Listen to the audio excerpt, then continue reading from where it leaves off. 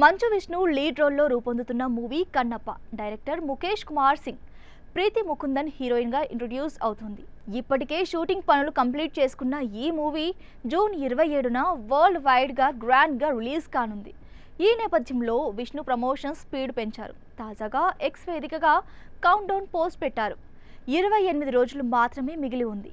ఇవాళ చెన్నైలో కన్నప్ప గర్జిస్తాడు. ఇప్పటి వరకు చూడని కొన్ని ఫుటేజీలు ఇక్కడ ప్రదర్శించనున్నాం అని రాసుకొచ్చారు. డివోషన్, యాక్షన్, మీ హార్ట్ను కదిలించే కథతో జూన్ 27న రానున్నాం అని పోస్ట్ పెట్టారు.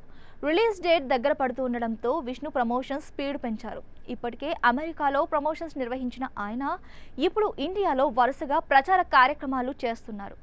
ఈ మంత్ బిగినింగ్లో న్యూజెర్సీ, డలాస్, అలాగే లాస్ ఏంజల్స్ సహా అమెరికాలోని పలు ప్రాంతాల్లో కన్నప్ప ప్రమోషన్స్ నిర్వహించారు.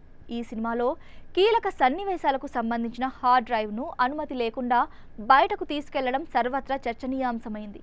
ఈ ఇష్యూపై ఎగ్జిక్యూటివ్ ప్రొడ్యూసర్ పోలీసులకు ఫిర్యాదు చేసిన విషయం తెలిసిందే. దీంతో విష్ణు పోస్ట్కు నెటిజన్లు దీనిపై కామెంట్స్ పెడుతున్నారు.